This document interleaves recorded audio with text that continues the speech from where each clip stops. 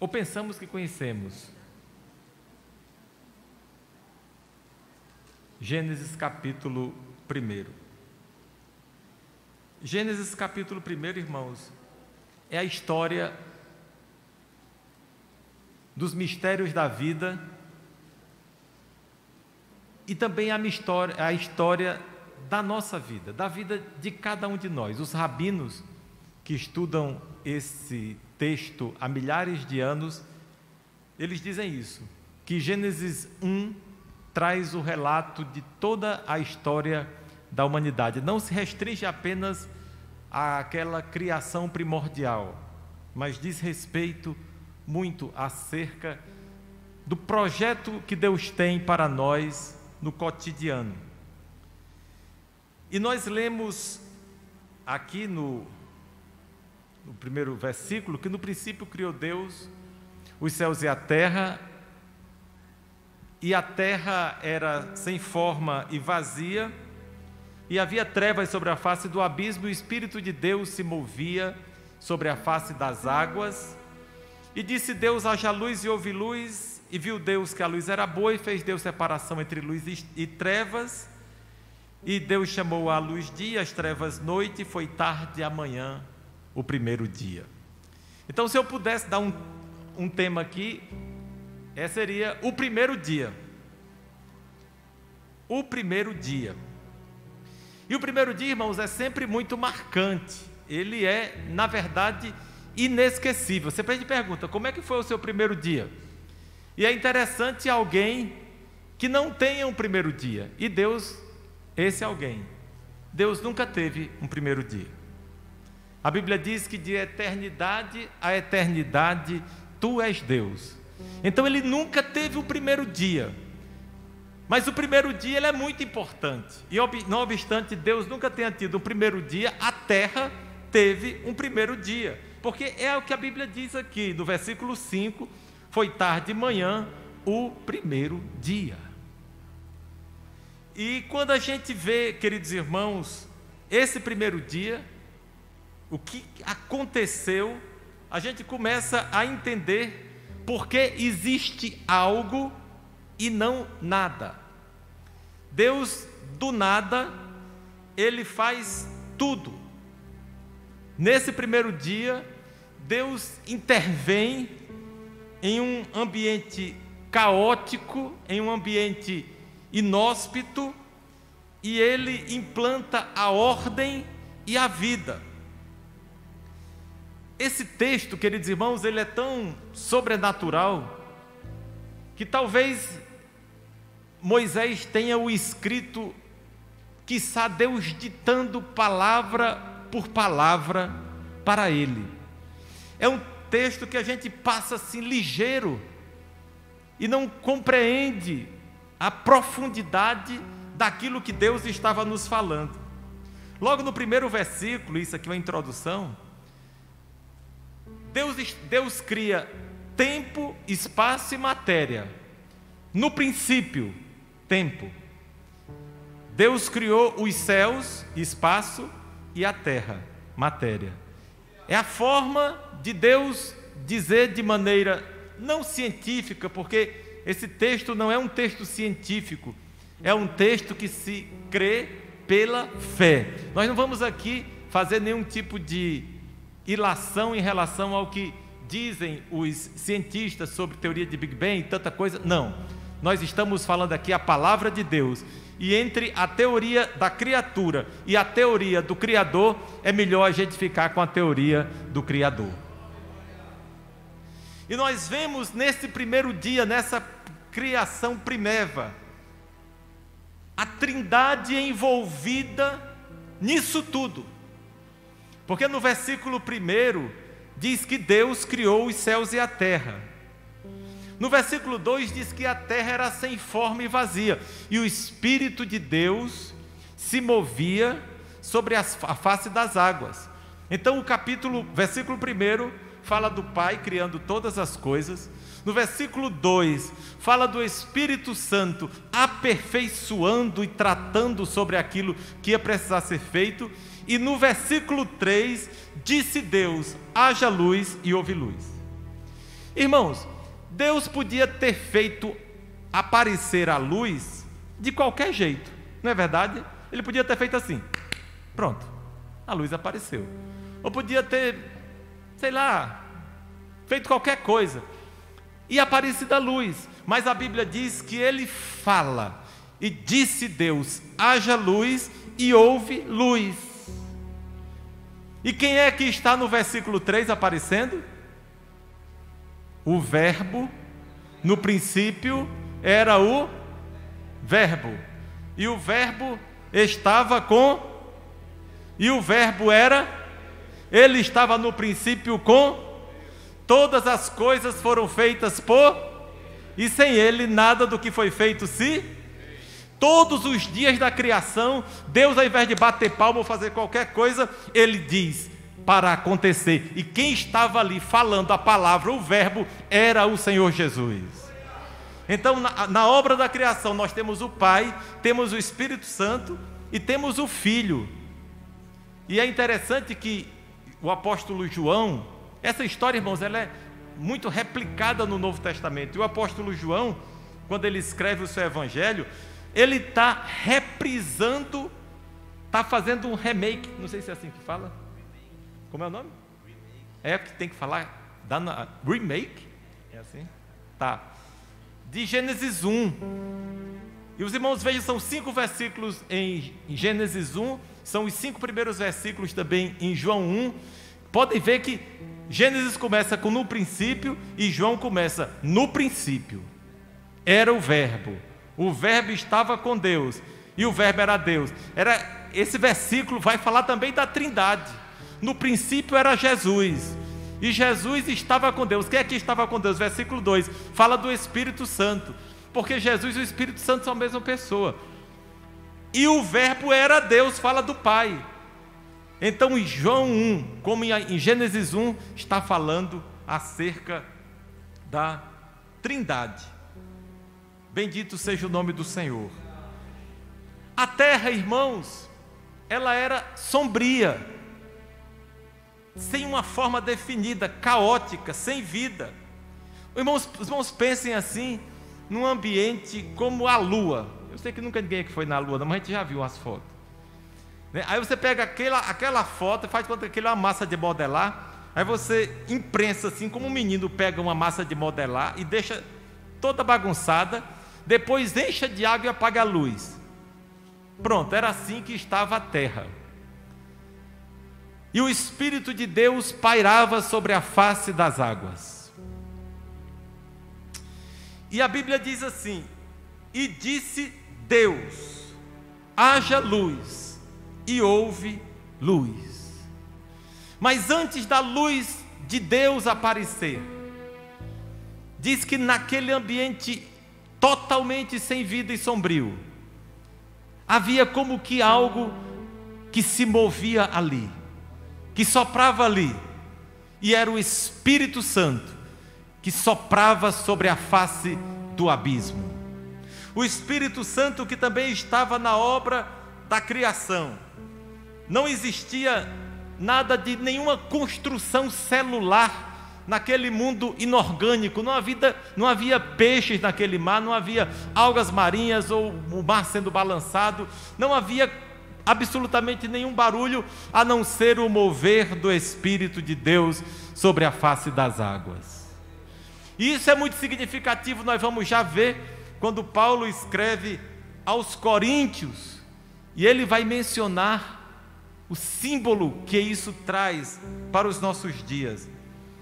E aí, irmãos, naquele universo primordial, desabitado, triste, amorfo, inóspito, de densas trevas e solidão, ouviu-se um brado: haja luz, e houve luz.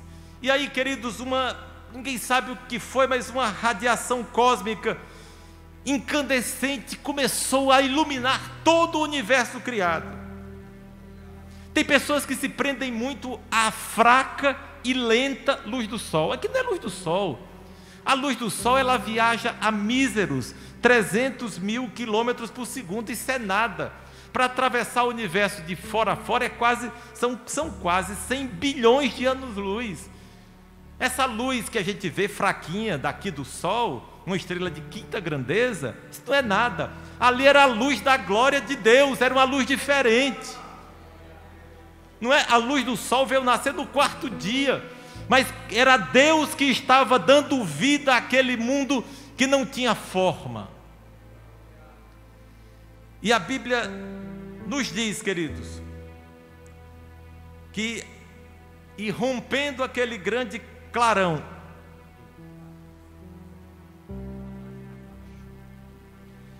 e rompendo aquele grande clarão, nada ficou escondido, absolutamente nada ficou escondido. A luz iluminou tanto o Polo Norte como o Polo Sul, era coberto pelas águas, mas o que seria o Polo Norte e o Polo Sul, que seria o Japão e o Brasil, tudo ficaram irrigados com a luz da glória de Deus. E aí a Bíblia diz que houve tarde e manhã o primeiro dia. Então o primeiro dia, a alvorada, a aurora do primeiro dia, não aconteceu com base na luz que se vê do sol. Foi a luz que emanou de alguma forma pela palavra de Deus. O haja luz de Deus. E aí, queridos, o que é que essa história tão bonita tem a ver conosco, além daquilo que é histórico? Paulo, quando escreve aos Coríntios, no capítulo 4, e no versículo 6, ele diz assim: porque Deus, que disse que das trevas resplandecesse a luz, é quem resplandeceu em nossos corações, para a iluminação do conhecimento da glória de Deus na face de Jesus Cristo. Glória a Deus. Então, o que Paulo está querendo dizer é que aquele haja luz de Deus tinha a ver com a nossa história hoje, tinha a ver com a nossa vida hoje. Paulo diz: porque Deus, que disse que das trevas resplandecesse a luz, é quem resplandeceu em nossos corações. Sabe quem éramos, eu e você? Nós éramos como aquela terra, sem forma e vazia. Não tínhamos vida. É isso que Paulo estava dizendo. Nós não tínhamos vida. Nós éramos um poço de solidão. Nós éramos um poço de nada a ver.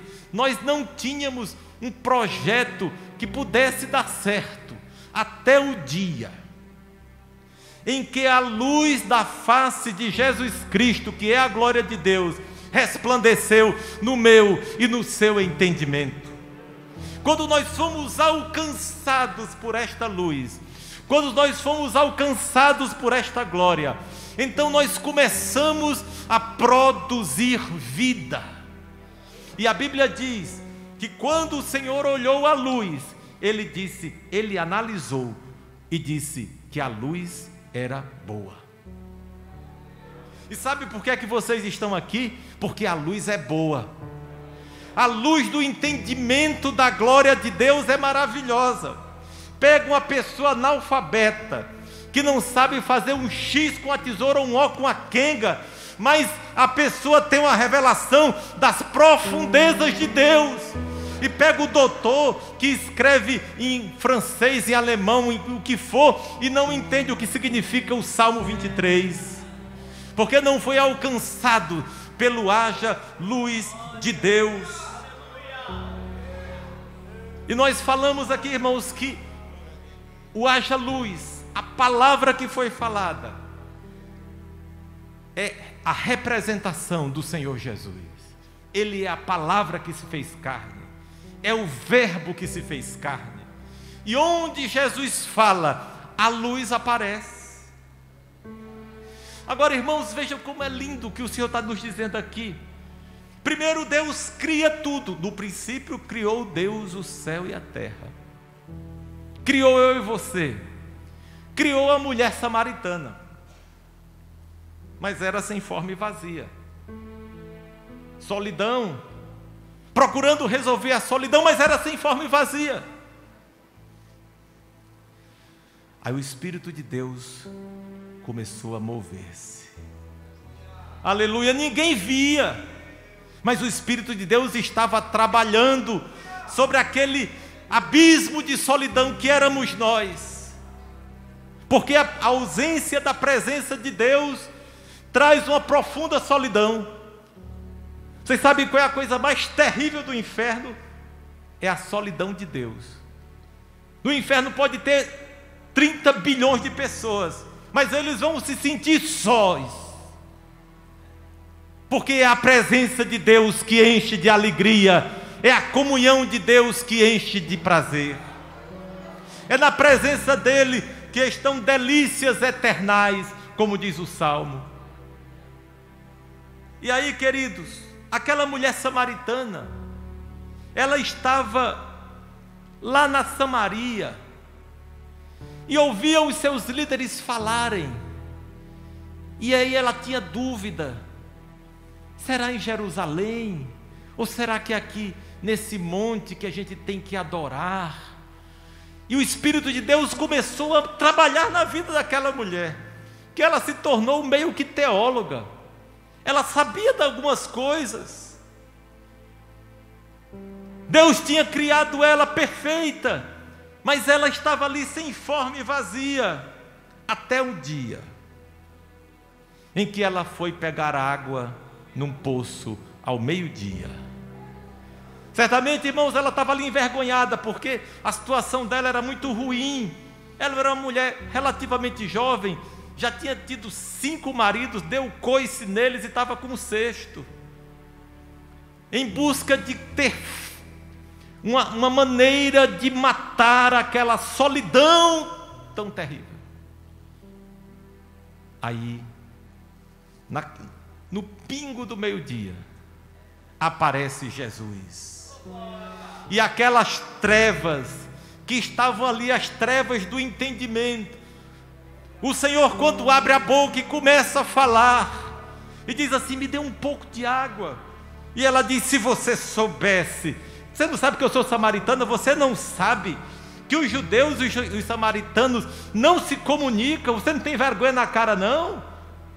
Jesus disse: mulher, se você soubesse quem é que está te pedindo água, você pediria a mim e eu te daria água viva. E disse: você é maior do que o nosso pai Jacó. Nosso pai cavou esse poço. Você não tem nenhuma corda, nenhum balde para tirar essa água. Ele disse: é porque quem beber dessa água volta a ter sede, mas aquele que beber da água que eu lhe der nunca mais terá sede.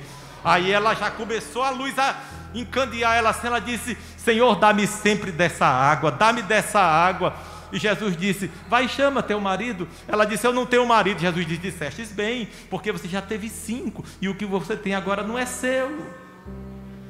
Senhor, eu vejo que tu és profeta. Aleluia. Eu vejo que tu és profeta. Aleluia. Ele disse: mulher. Aí ela conversa com ele e diz: mas me diga uma coisa, eu tinha acontecido uns pensamentos na minha cabeça. Onde é que a gente tem que adorar? É aqui nesse monte que os nossos pais construíram? Ou tem que a gente ir lá para Jerusalém? Porque eu não sei. Jesus disse: a hora vem e agora é, em que aqueles que adoram o Pai adorarão em espírito e em verdade, porque o Pai procura tais que assim o adorem, porque Deus é espírito, e importa que os seus adoradores o adorem em espírito e em verdade. Ela disse: Senhor, olha, e o Cristo? Ele disse: sou eu que falo contigo. E ali, irmãos, a luz iluminou aquele entendimento. E aquela mulher que chegou com um cântaro vazio, ela sai iluminada pela presença da glória de Deus, porque Deus disse: haja luz, e houve luz. E assim aconteceu na sua vida e na minha vida. Nós estávamos longe,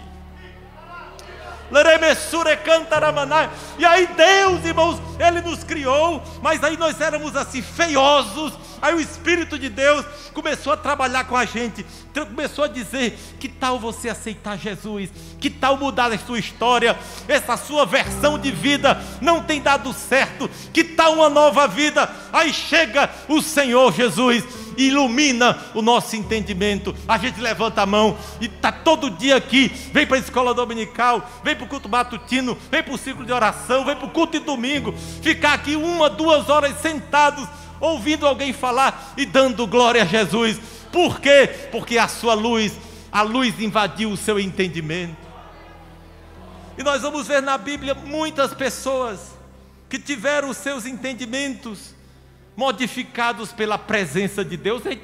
Não teríamos tempo para falar sobre Zaqueu, aquele homem que sobe de uma árvore e daqui a pouco está recebendo Jesus em sua casa. E Jesus disse: hoje veio salvação nessa casa. Aquela vida totalmente destruída socialmente e moralmente, agora tem um encontro com o Senhor Jesus e há uma transformação. Este é o primeiro dia. O primeiro dia não apenas da criação, mas o primeiro dia da nossa vida. Mas o primeiro dia ele não termina aqui. Haja luz, e houve luz. E Deus disse: é boa a luz. Mas não para aí não. Deus disse assim: tem que ter separação. Glória a Deus. Não dá para viver junto não, tem que ter separação. Irmãos, quando Deus disse haja luz, tudo se iluminou instantaneamente. E aí, no céu, a luz é constante. A Bíblia diz que lá na Nova Jerusalém não vai ter sol. Sol, irmãos, é um grãozinho de areia. Sol, qualquer coisinha assim. Lá, sabe quem vai ser a luz? É o próprio Senhor Jesus. É a lâmpada do Cordeiro que vai iluminar aquela grande cidade.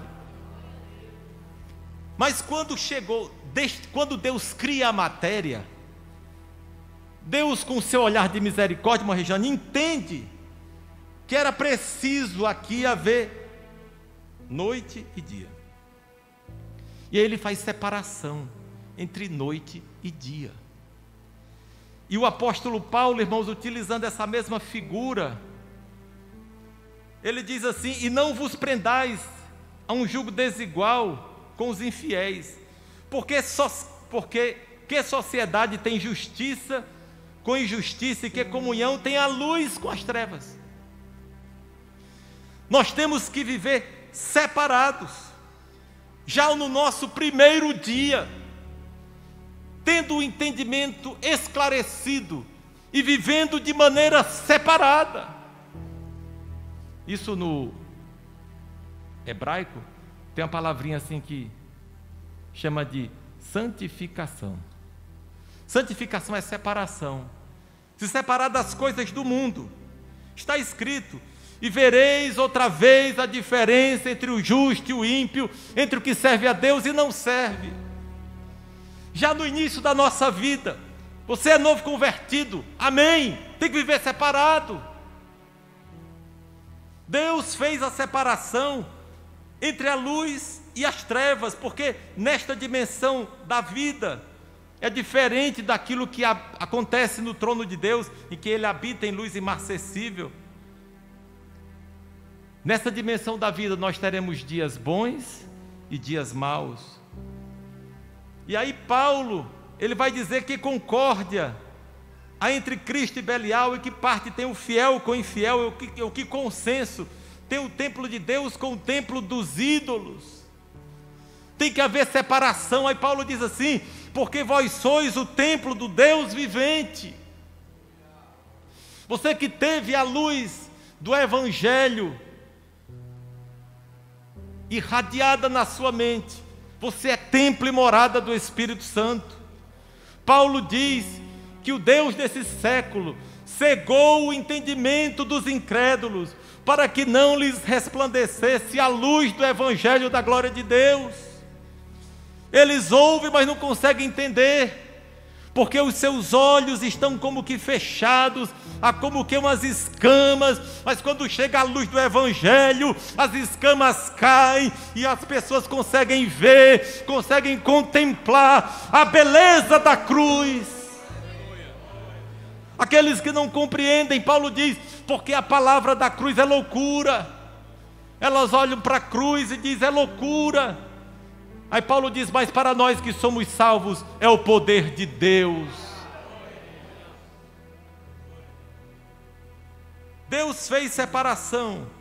E aí ele disse, não se prendam num jugo desigual, como estava acontecendo com os crentes de Corinto. Eles estavam, Paulo diz assim, que eles estavam, não estáis estreitados em nós, mas estáis estreitados em vossos afetos. 2 Coríntios 6:12. Aquilo que vocês querem, vocês estão juntos. Mas que comunhão tem Cristo e Belial? Que comunhão tem luz com as trevas? Que comunhão tem a justiça com a injustiça? Que comunhão tem o templo de Deus com o templo dos ídolos? Porque vocês são templo do Deus vivente. Como Deus disse, neles habitarei, e entre eles andarei, e eu serei o seu Deus, e eles serão o meu povo. Diferença. Nós temos que viver diferentes e temos que fazer a diferença. Porque tem que haver separação entre as trevas e a luz. E aí, irmãos, naquele primeiro dia, Deus diz, haja luz, e houve luz. Deus diz que a luz é boa, mas Ele faz separação entre luz e trevas. E aí depois, Ele diz assim, a Bíblia diz assim, e chamou a luz dia, e as trevas Ele chamou noite. E nomear, irmãos, é estabelecer propósito. Deus, Ele estabeleceu perfeitamente as delimitações daquilo que era bom e daquilo que não é bom. Ele disse, o que não é bom, as trevas, eu vou chamar de noite. A convivência entre ambos os polos seriam inevitáveis, mas eles não poderiam estar juntos, pois representavam instantes distintos de um plano maior. E nós temos que saber aquilo que é trevas e aquilo que é luz.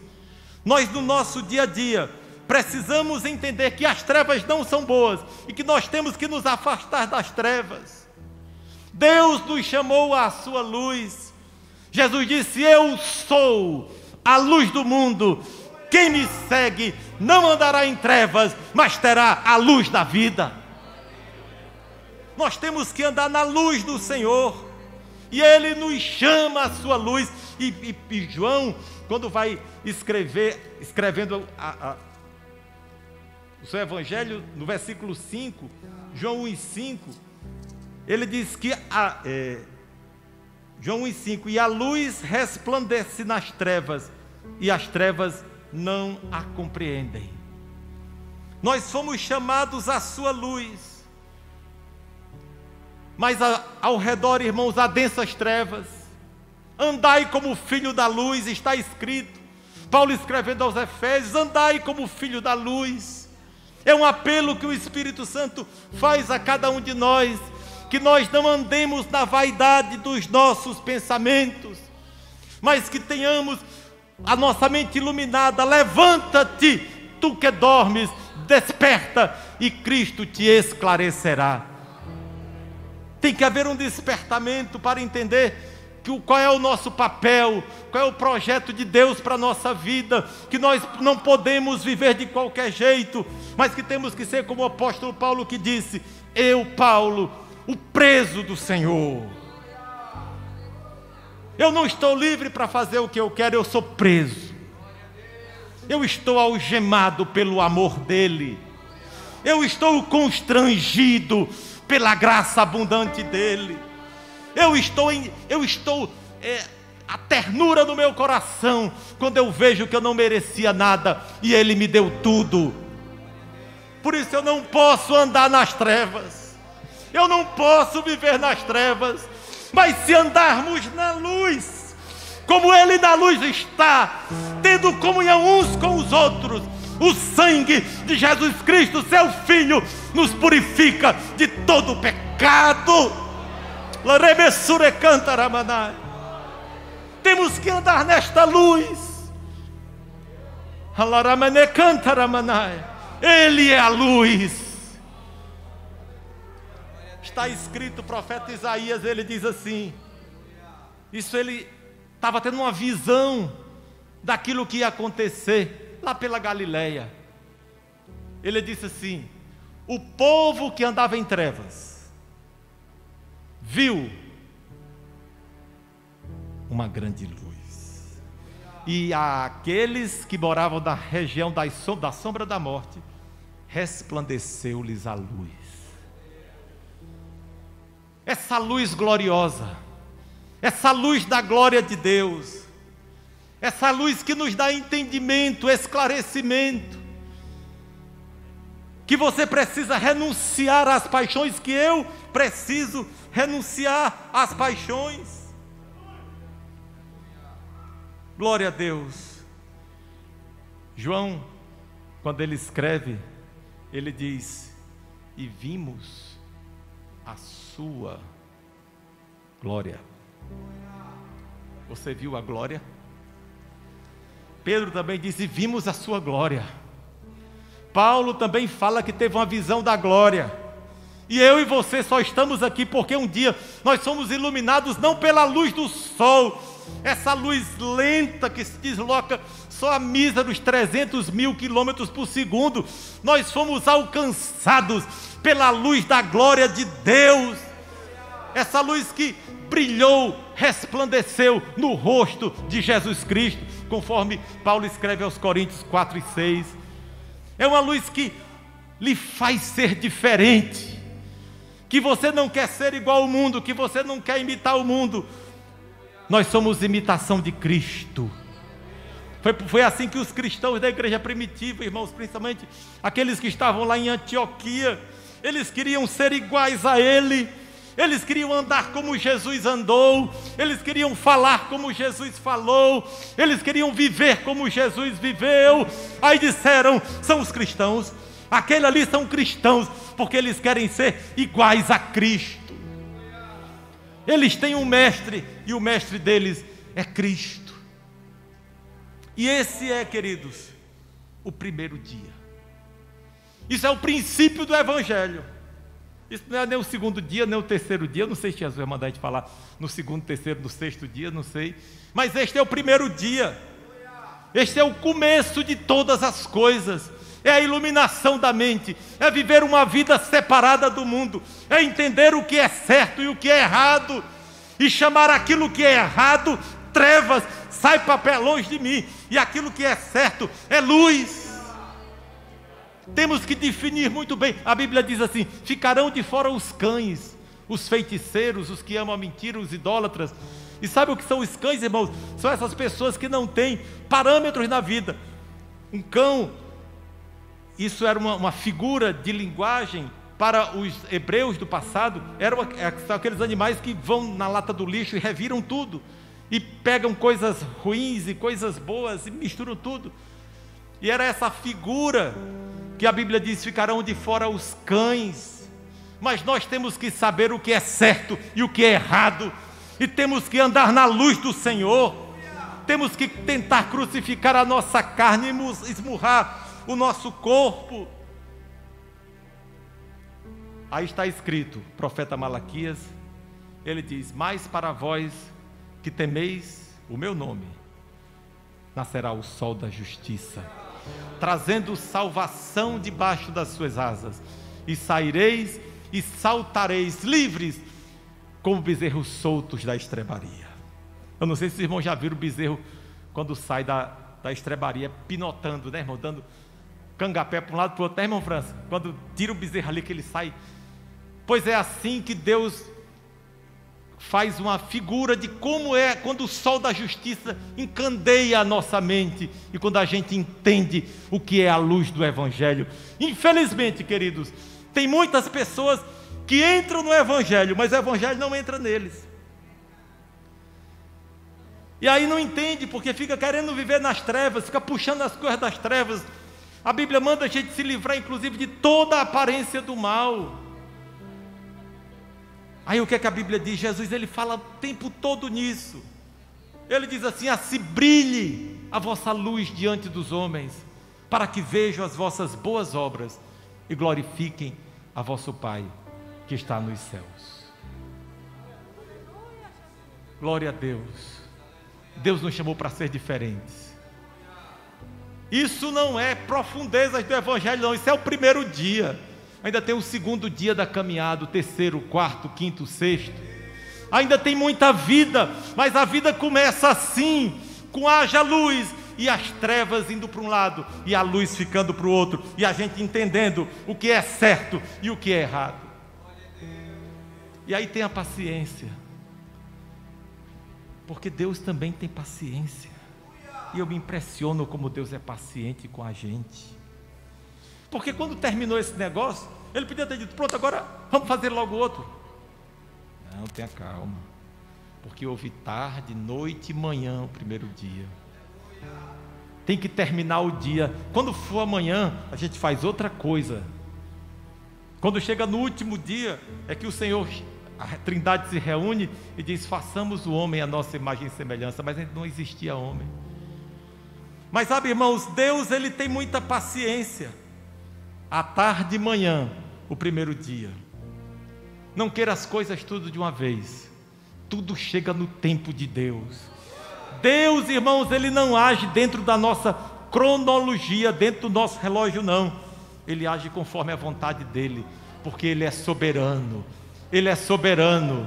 Glória a Deus. Aquela terra continuou ali sem forma e vazia, mas havia luz, e o Espírito de Deus estava trabalhando, e logo no segundo dia, no terceiro dia, as coisas iam começando a tomar forma, o verde ia começar a aparecer. Glória ao nome de Jesus. E na vida da gente é assim, tudo acontece dentro de um cronograma que Ele estabelece, dentro do projeto que Ele estabelece. Agora, possamos viver o nosso primeiro dia, que haverá o segundo dia de abundância, de fartura, de planícies verdejantes, de água cristalina. Haverá momentos de prazer e de delícias, mas aprenda primeiro a regra do primeiro dia: separe a luz das trevas e faça somente aquilo que agrada à luz. Vamos ficar em pé. Nada é igual ao seu redor,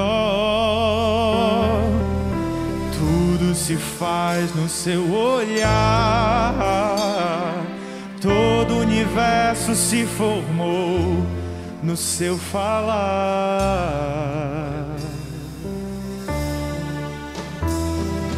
Teologia pra explicar